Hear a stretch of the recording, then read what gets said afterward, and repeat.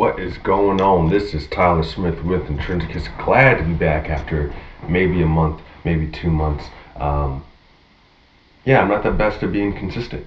I had a lot of troubles uh, trying to figure out how I wanted to take this podcast, how I wanted to take this idea that I have. One, it was the holidays or American Ramadan or whatever you want to call it. So, multiple holidays. Today's a federal holiday, Monday, January 16th.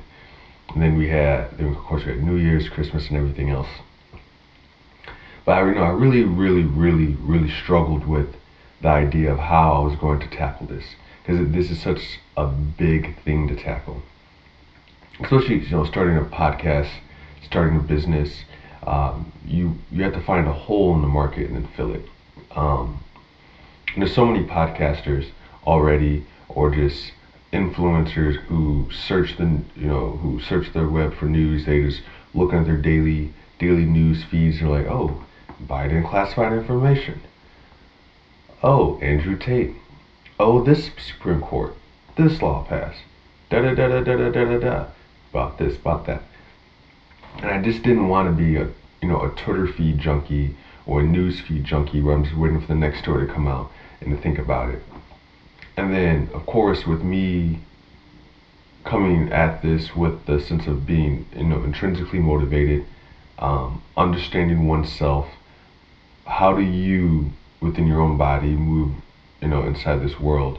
Well, that is a saturated market as well. You have the likes of Jordan Peterson, the likes of, just so many people, who try to do this whole like Sigma male or I hate saying the word alpha male because alpha is just ugh. But again, there's a whole bunch of people out there already who try to tell people, how to think, how to walk, how to talk, and a lot of things. Well, how I see the world. It may help military-minded people. It may help police officers. It may help people like that. But it won't help the 18-year-old kid who's potentially facing down $60,000 student loan debt. So it was very hard, and there's a lot of second guessing, a lot of maybe I should just hang it up. I tried, because I can keep going down the road of reading old stories, reading old philosophy books, reading passages, breaking them down, aligning them to today or anything like that. But how much does that really work? How much is that really fruitful and promising? But Tim Cass says something. He said, you have to speak out, right? If you want to be, you have to be the change in the world that you want to see. Be the change you want to see. There you go. And he said that we have to speak out. We have to start talking more. And I agree. Granted, I'm not as hardcore as maybe some other speakers would be. You have people like Luke Okrowski who says a lot of crazy things. You have things like Ian says a lot of crazy things. Tim Pool says a lot of crazy things. Okay, I wouldn't say crazy. Contentious things. There you go. They say a lot of contentious things. But he's right. I have to speak out. I have to speak out for what I believe. And I kind of I'm not going to go into any philosophers or anything like that. I kind of just want to tell a story, a couple of stories as I'm coming back into this. And I apologize if there's any hissing in the background. I set up my studio a little bit differently, and the acoustics are worse. And I need to figure out how to make this happen. But I didn't want to take days to fix the acoustics and then never record an episode. So this audio quality is going to be bad. I apologize. But I have to start talking more. All right. So the gym I go to, there's an employee there, 23-year-old male, and he's kind of lost. He's trying to find his way, and I'm trying to help him. And he comes to me all the time. He says, hey, what book should I read? What YouTube video should I read? What can I do to learn more? And a lot of times I just say, hey, read Jordan Peterson. Hey, read this. Hey, clean up clean your room. Pick up the heaviest thing you can pick up. Understand life sucks and you gotta keep walking. All those like one hitter quitter sentences that kind of say everything I need to say. But then one day I actually stopped and thought about what was happening. I'm a generally young male who has his life together. Generally, I'm in the top one. I'm above the 50% line, in America in a lot of areas. And here comes a young gentleman looking to me when he could be looking to anyone else, and he's asking me for advice. So a couple of things are happening right there. One, there's an energy that I'm producing. There's something something in the way I walk, something in the way I talk, something in the way that I carry myself that allows this person who really doesn't know me, he just works at the gym. He's nice and we're cordial to each other, and I say, hey, what's up? And we dap it up, hug it out, and everything. He's a cool guy. I invited him over a couple times for food. He's a nice young man. But there's something about how I carry myself that told him, hey, there might be a pocket of knowledge over there. And there's also something going on in his life to where he's hungry for that knowledge. So it really made me think, right? And of course, I can go into all the ways I actually gave him more insightful advice and blah, blah, blah, blah, blah, blah, blah, blah, blah.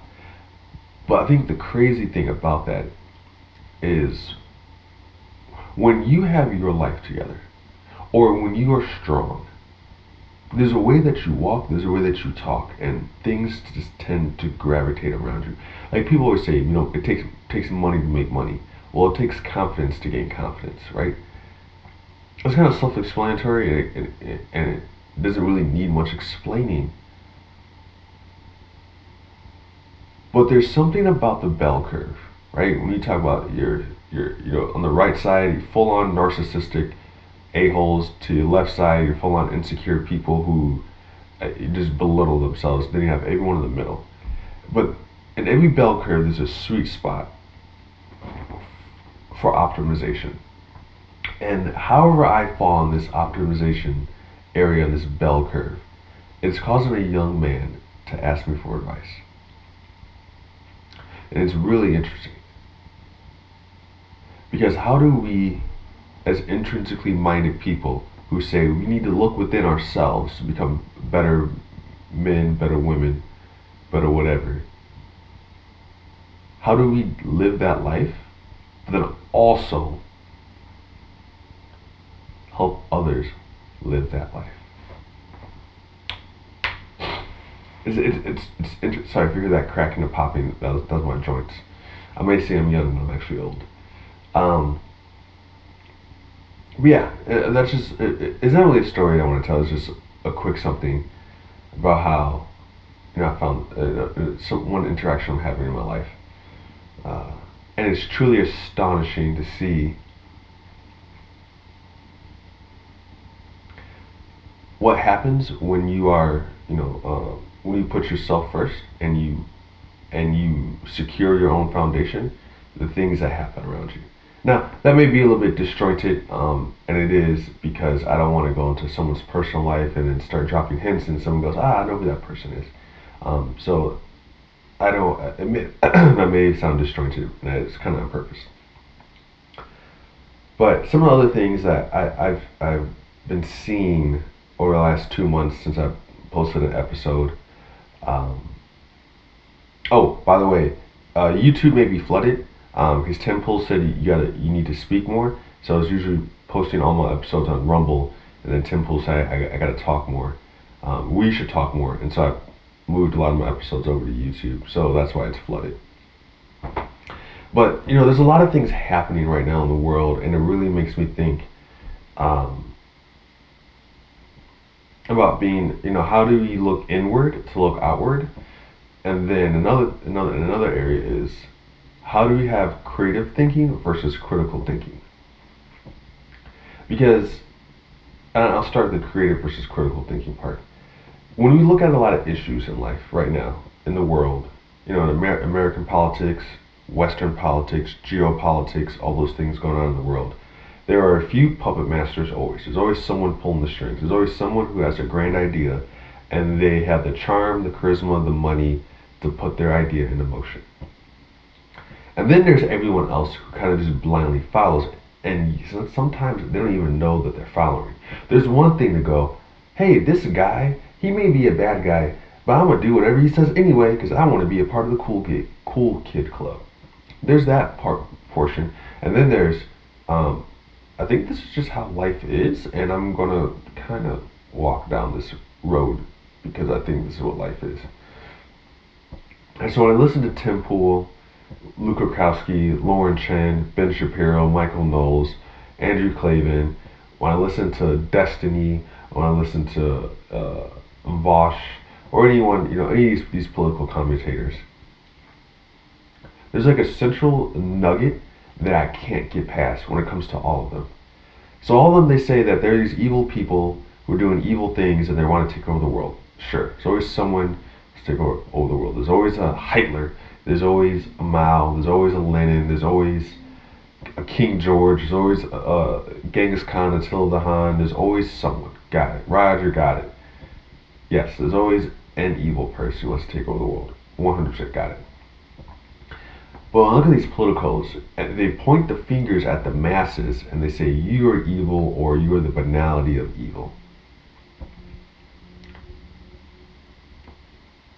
And I think there's, how do I put this? You can't solve a problem if you don't know what's causing the problem. So I feel like right now, we have a whole bunch of people who are saying the symptom is the sickness, right? And trust me, I'm gonna wrap this around with critical versus creative thinking.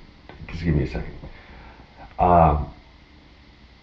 There are tons of people on the news, CNN, Fox, OAN, Vice, whatever, The Hill. They got all your politicals, and they're looking at the masses, and they're saying, you are the problem. The symptom is they're saying that you are the problem, you're the sickness. But really, it's just a symptom of a bigger problem. But everyone is pointing at that symptom, saying it's the sickness. And you can never fully change or correct a situation if you don't know what's causing the problem. Example, there's oil dripping from my car. Oh, if I fix the oil drip, like if I stop the oil from dripping, then there's no more oil dripping. Well, sure, but you're not fixing that your oil pan has a hole in it. You may want to get a new oil pan, right? Oh hey, my air's coming out of my tire. I'm gonna plug the tire. I mean, sure, that's a symptom, but the sickness was maybe you need to stop driving on roads with nails. Let's stop driving stop driving your BMW with not run flats, with low profile tires through construction areas where there's nails, right? So that's kind of where I want to get everyone's brains thinking right now.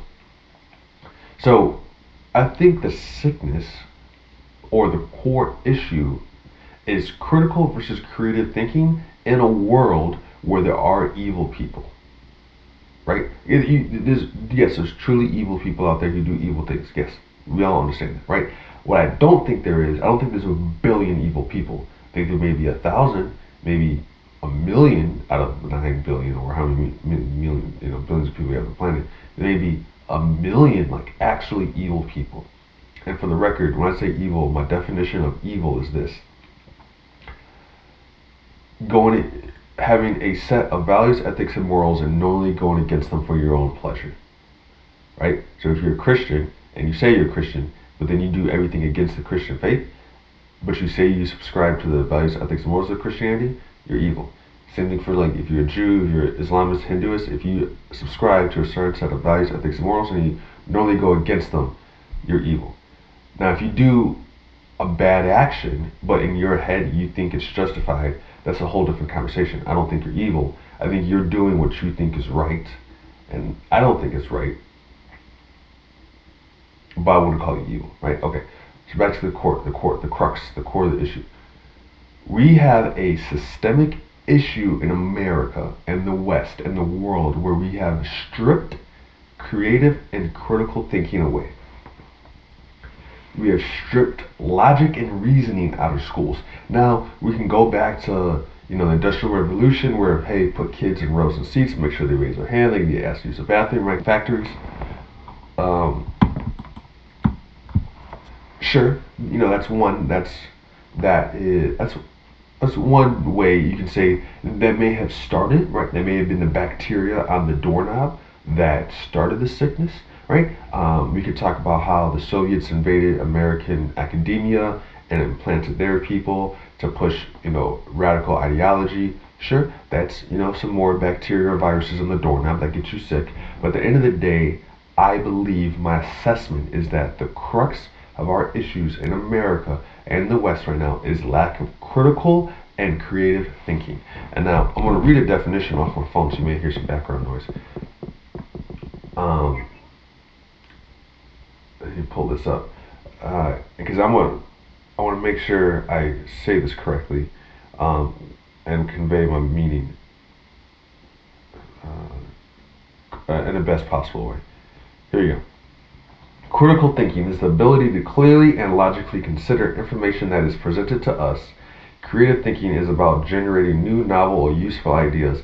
The great innovators combine critical thinking and creative thinking. Okay, so the reason why I say this is the crux of our issues, right, and how this ties into being intrinsically motivated and, looking for yourself for answers. When you can creatively think, right, you can come up with new ideas. You can step outside the status quo. You can go above and beyond what is the norm of your area, right?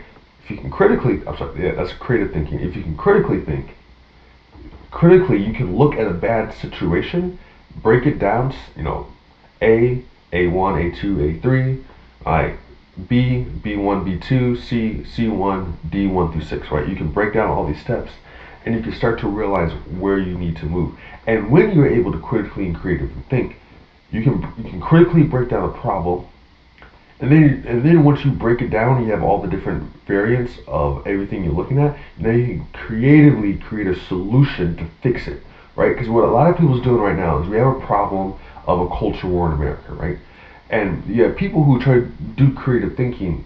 They try, but what ends up happening is if you can't critically lay out all the facets of the problem, you're going to try to do a band-aid solution for everything. That's usually what Congress and government does, right?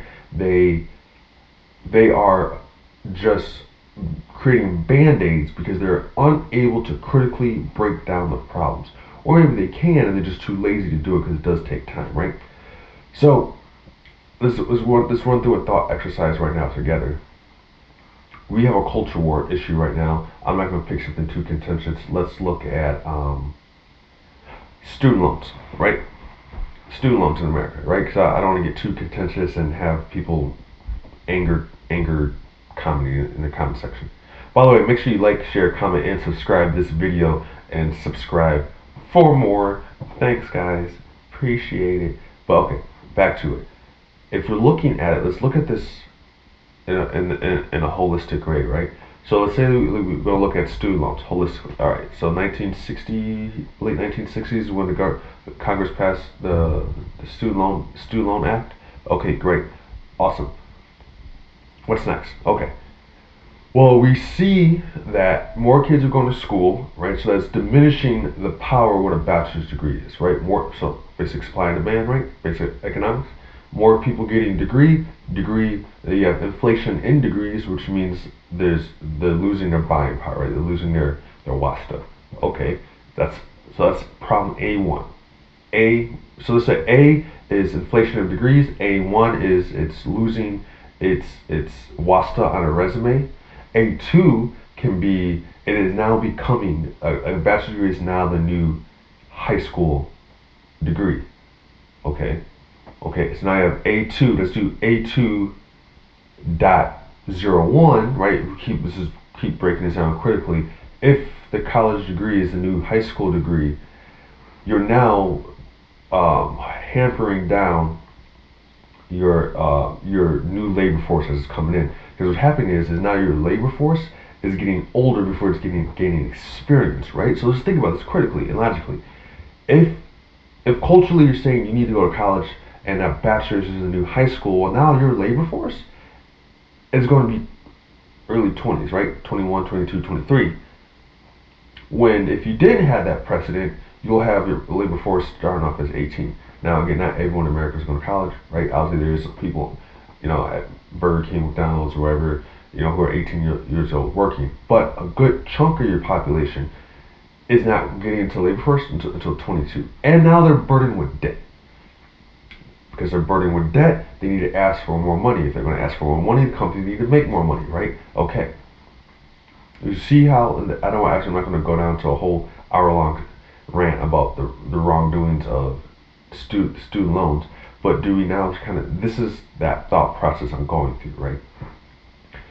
So, creatively, it's like, how do we fix this, right? Well, now, because you can go A1, A2, A2.01, B, C, B3.07, right? You lay out all these issues, and then you say, all right, now let's surgically fix with creative measures how to fix these things, right? So a creative solution could be, hey, you no longer have federally backed student loans, it's backed by the state, right? So what you do now is, instead of having kids from Illinois going to Arizona State, and now they're paying out-of-state tuition and taking student loans out for out-of-state tuition, and what an in-state kid may come out with maybe $20,000-$30,000 student loan debt, you now have this out-of-state kid coming out with $50,000, $60,000, $70,000, $80,000 of student loan debt, which is now hurting your own economy, because again, they're coming into the labor force later, and they're burdened with debt, but they need to ask for more, and this is a domino effect. So we say, all right, a surgical creative solution is take away the federally backed student loans, push it down to the states, and then what it does is it takes the ability of kids to go to out-of-state schools. Or you just say, or you make a surgical thing where you say, out-of-state tuition can't be no more than 5 to 10% above in-state, right?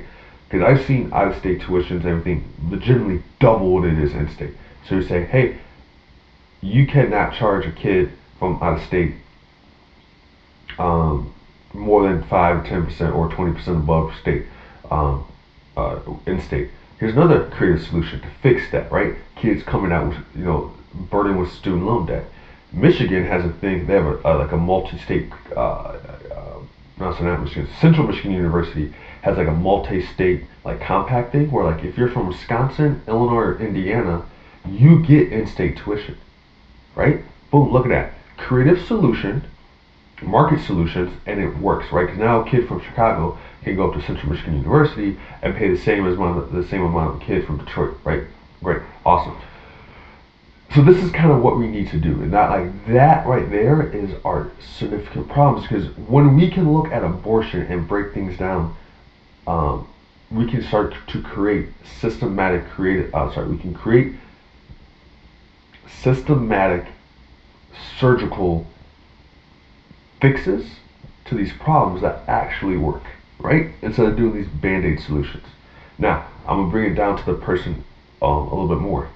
How does an intrinsically minded person like myself and everyone I'm trying to reach out to, how does this creative and critical thinking apply to you? Let's break it down. When you're being bombarded with news, when you're being bombarded with the campaign season's about to come up for the presidential election, right? We got bombarded for midterms. Oh boy, did we get bombarded for midterms, right? When you are looking at, at all this news, you can step back and say, let's break it down. What are they saying? How does this apply to me, right?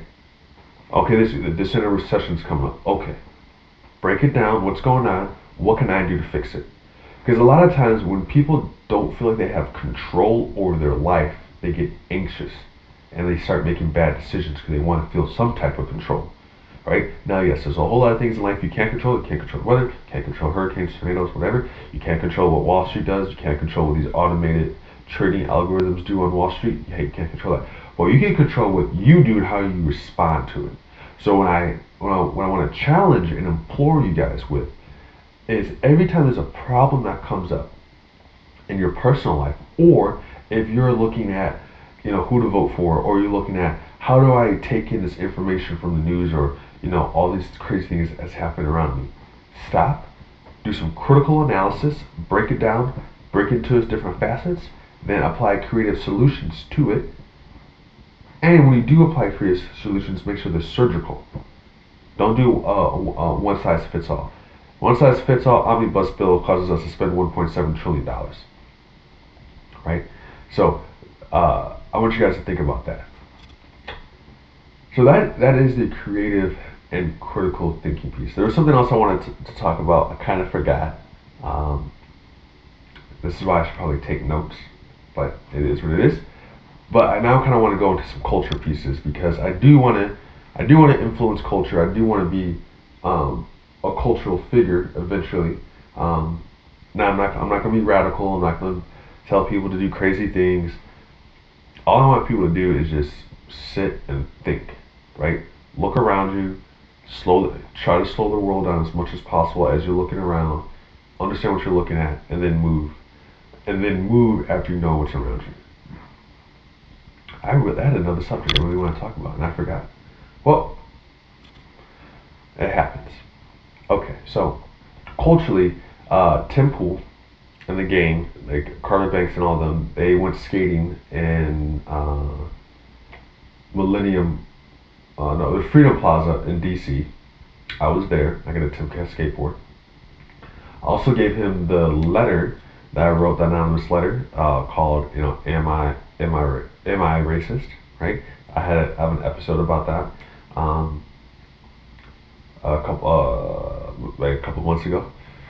If you, I forgot what episode it is, but you guys should definitely go back and check that out. So while I was there, I met Libby Evans as well. She was nice, and I met Tim.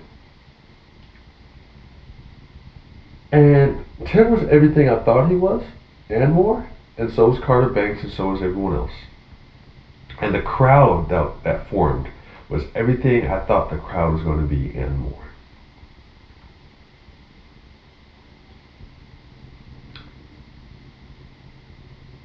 Now, there's something that did sadden me a little bit. There was maybe 40, 50 people there. Oh, I met Taylor Silverman. She was pretty nice. When I was skateboarding, I talked to her a little bit. She was really nice. She was really awesome. I liked meeting her a lot.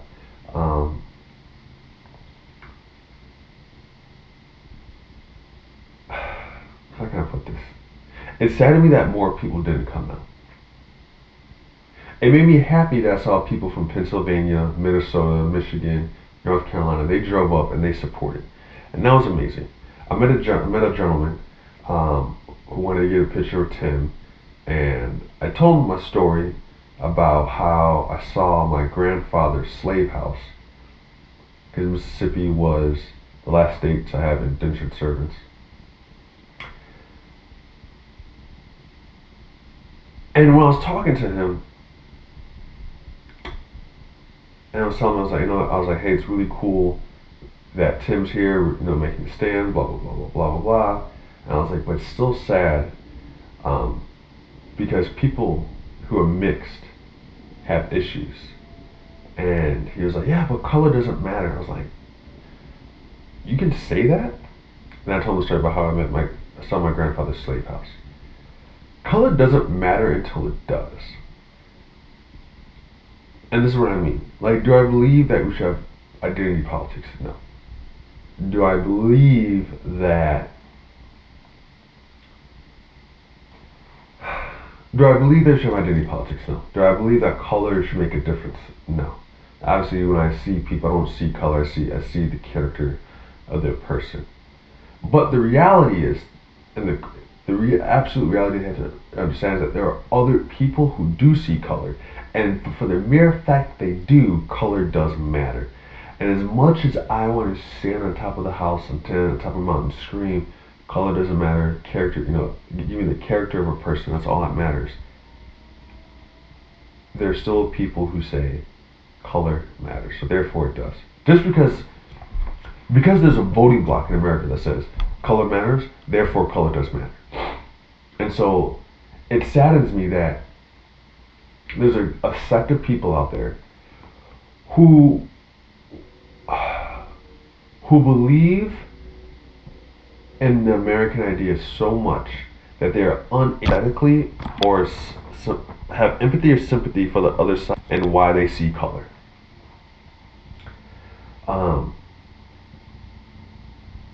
And this is going to lead me to my next topic, which kind of brings back into what the other topic I forgot I want to talk about. So this is leading me into it now.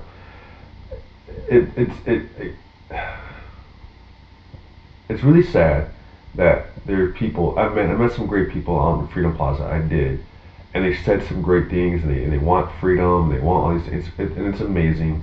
And it really, it was really nice to see people be nice. No one really. No one really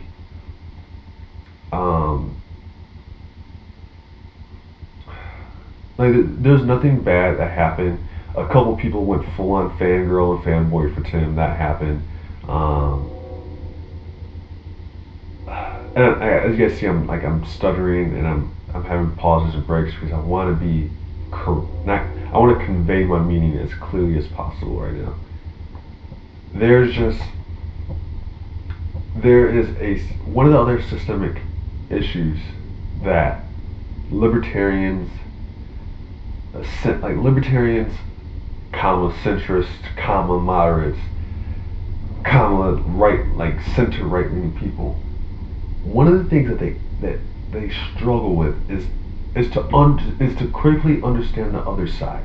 And I think the reason why I'm able to is because I saw my grandfather's slave house. And again, I saw my grandfather's slave house in Mississippi on a plantation. I knew where he came from. He told me the stories. But yet, I'm still a Clarence Thomas supporting America First type person.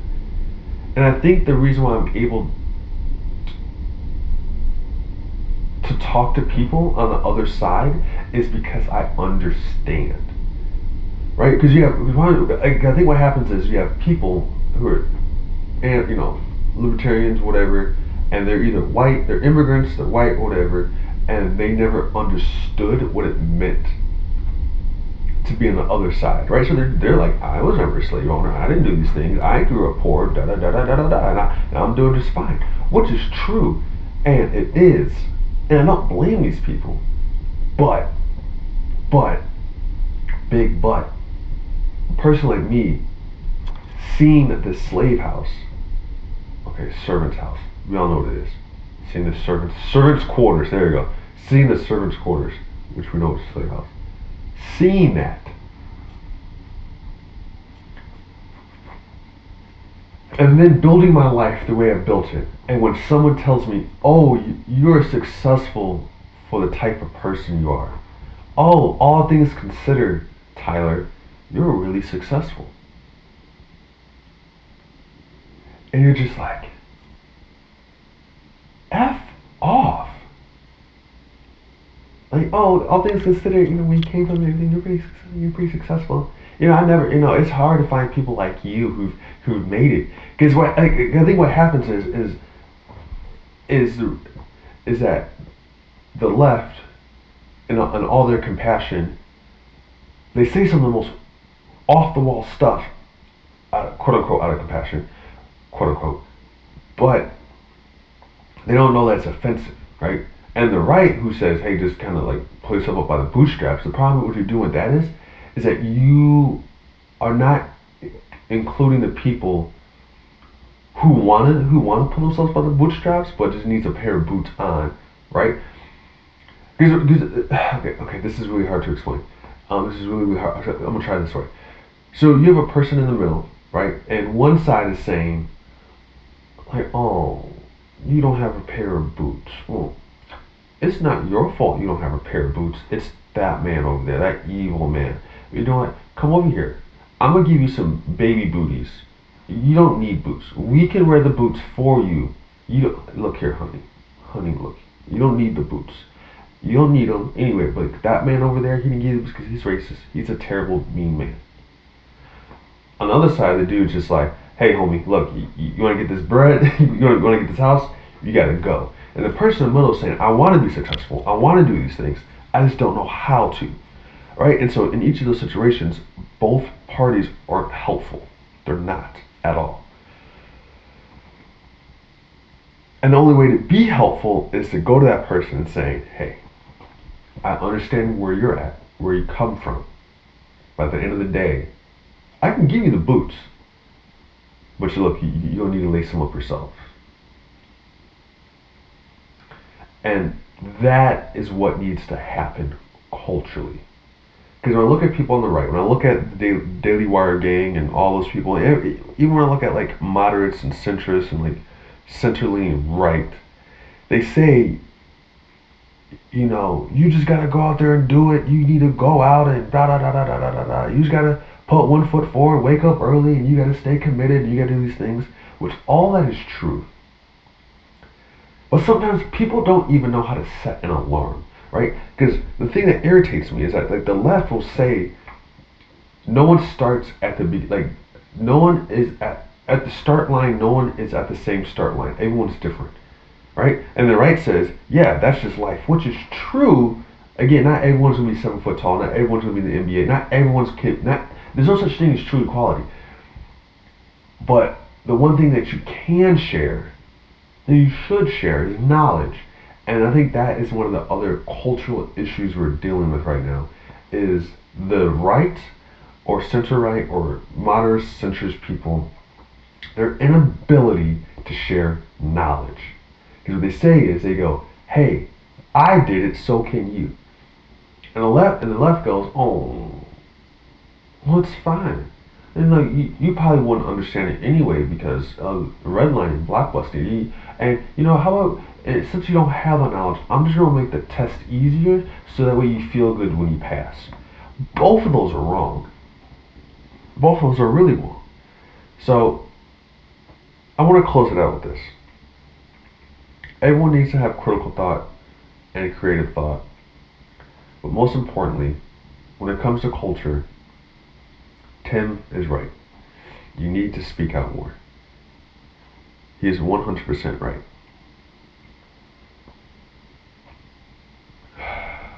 You need to go on Twitter. You need to go on Instagram. And you need to flood the public square. You're right. He's right. 100%. You're out there, you need to show what you believe and why it's important. But most importantly, what you need to do is you need to share knowledge. So not only do you need to be compassionate and caring, you need to share knowledge. Not only do you need to go out and do community service and volunteer service and help out the local homeless shelter, maybe walk some dogs at the at the local dog shelter, whatever. Pet some cats, make them feel special for at least 20 minutes. Um, um, you need to find young people and you need to share knowledge with them. And knowledge is not just, hey, this is how you do a 401k, which is important. Hey, this is how you do a Roth IRA, which is important. Hey, this is how you invest money and save money, which is important. We do need financial literacy in America. But there's so many young kids who are hungry for knowledge. They don't know how to fit in. They don't know who to fit in with. They don't have meaning in their life. Here's this mundane drone of American life, of fast food and likes and attention and TikTok and YouTube shorts. And as I'm putting a video on YouTube and Rumble, I'm being a hypocrite. But there's so much more to life, and there's so much more to meaning, and the younger generation does not have that knowledge. So to the 5 people who may listen to this, or maybe a million people in the future if you guys actually go back to my old content, have creative thought, critically understand everything around you, and share knowledge. This has been a very long episode, very jumbled and disjointed, but I just had to spit and vomit words onto a recording, because if I didn't do it, I'll never do it. And I went to Freedom Plaza Saturday to see Tim and the crew, and I was so inspired. And it's now Monday the 16th, and I'm just now recording. I have a lot of anxiety because I don't know if people want to hear what I got to say. The market's always saturated with alpha and sigma male, blah blah blah blah blah blah, and like self-help stuff. And the thing is, like, I don't even want to be self-help. I just want to, I want people to think better. I don't care if you help yourself or not. I'm not trying to sell you a self-help book, but again, I have anxiety because I'm like, is this even worth it? Is anyone even going to listen to this? Um, but I did it anyway. That's all that matters. So hopefully more to come. Hopefully I continue to get inspired. And other than that, this is Tyler Smith with Intrinsecus signing off. And make sure you like, share, comment, and subscribe for all that good stuff. Have a good day, guys.